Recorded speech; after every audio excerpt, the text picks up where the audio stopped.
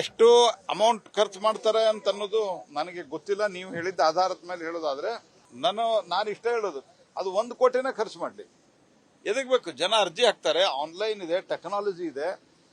ಅಂದರೆ ಕಾಂಗ್ರೆಸ್ ಪಾರ್ಟಿಯಲ್ಲಿನ ಅಸಂತುಷ್ಟತೆ, ಕಾಂಗ್ರೆಸ್ ಪಾರ್ಟಿಯಲ್ಲಿನ ಅಸಂತೃಪ್ತಿ, ಕಾಂಗ್ರೆಸ್ ಪಾರ್ಟಿಯಲ್ಲಿನ ಭಿನ್ನಮತ, ಇವೆಲ್ಲವನ್ನು ಸಮಾಧಾನ ಮಾಡಲಿಕ್ಕೆ, ತಮ್ಮ ಫಾಲೋವರ್ಸನ್ನು ಸ್ಯಾಟಿಸ್ಫೈ ಮಾಡಲಿಕ್ಕೆ ಇವತ್ತು ಈ ರೀತಿಯಾದಂತಹ ಒಂದು ಕಮಿಟಿಯನ್ನು ರಚಿಸಿ ಎಲ್ಲರಿಗೂ ಅಧಿಕಾರ ಕೊಡಬೇಕು ಅನ್ನುವಂಥದ್ದು ಒಂದು ವಿಷಯ ಎತ್ತಿದ್ದಾರೆ. ಅವರಿಗೆಲ್ಲ ಸಂಬಳ ಇತ್ಯಾದಿ ಎಲ್ಲವೂ ಕೊಡ್ತಾ ಇದ್ದಾರೆ. ಅಂದ್ರೆ ನಾ ಕೇಳೋ ಪ್ರಶ್ನೆ, ನಿಮ್ಮ ಭಿನ್ನಮತವನ್ನ ನೀಗಿಸಲಿಕ್ಕೆ ನೀವು ಈ ರೀತಿಯಾದಂಥ ವರ್ತನೆ ಮಾಡೋದು, ಬೊಕ್ಕಸದ ಹಣವನ್ನ ದುಂದು ವೆಚ್ಚ ಮಾಡೋದು, ಈಗಾಗಲೇ ಸರ್ಕಾರದ ನಿಮ್ಮ 7-8 ತಿಂಗಳ ಅವಧಿಯಲ್ಲೇ ಆರ್ಥಿಕ ಸ್ಥಿತಿ ಭೀಕರ ಹಂತಕ್ಕೆ ತಲುಪಿದೆ.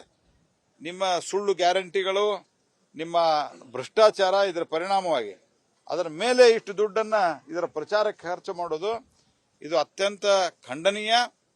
ಇದು ನಿಮ್ಗೆ ನೆನಪಿರಲಿ ಸಿದ್ದರಾಮಯ್ಯನವರೇ, ಇದು ಕಾನ್ಸ್ಟಿಟ್ಯೂಷನಲಿ ಕಾನೂನಾತ್ಮಕವಾಗಿ ಸರಿಯಲ್ಲ.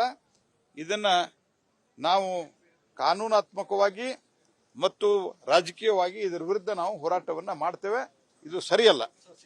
ಎಷ್ಟು ಅಮೌಂಟ್ ಖರ್ಚು ಮಾಡ್ತಾರೆ ಅಂತ ಅನ್ನೋದು ನನಗೆ ಗೊತ್ತಿಲ್ಲ. ನೀವು ಹೇಳಿದ್ದ ಆಧಾರದ ಮೇಲೆ ಹೇಳೋದಾದ್ರೆ ನಾನು ಇಷ್ಟ ಹೇಳೋದು, ಅದು 1 ಕೋಟಿನೇ ಖರ್ಚು ಮಾಡಲಿ. ಎದಕ್ಕೆ ಬೇಕು? ಜನ ಅರ್ಜಿ ಹಾಕ್ತಾರೆ, ಆನ್ಲೈನ್ ಇದೆ, ಟೆಕ್ನಾಲಜಿ ಇದೆ.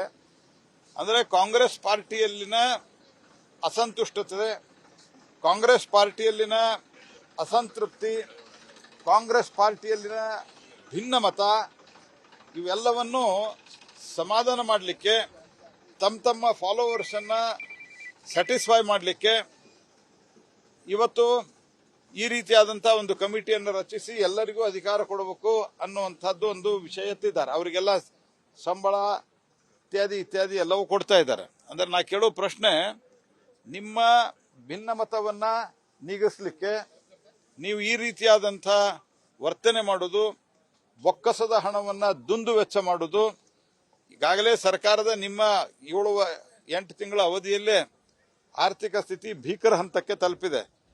ನಿಮ್ಮ ಸುಳ್ಳು ಗ್ಯಾರಂಟಿಗಳು, ನಿಮ್ಮ ಭ್ರಷ್ಟಾಚಾರ, ಇದರ ಪರಿಣಾಮವಾಗಿ ಅದರ ಮೇಲೆ ಇಷ್ಟು ದುಡ್ಡನ್ನ ಇದರ ಪ್ರಚಾರಕ್ಕೆ ಖರ್ಚು ಮಾಡೋದು ಇದು ಅತ್ಯಂತ ಖಂಡನೀಯ.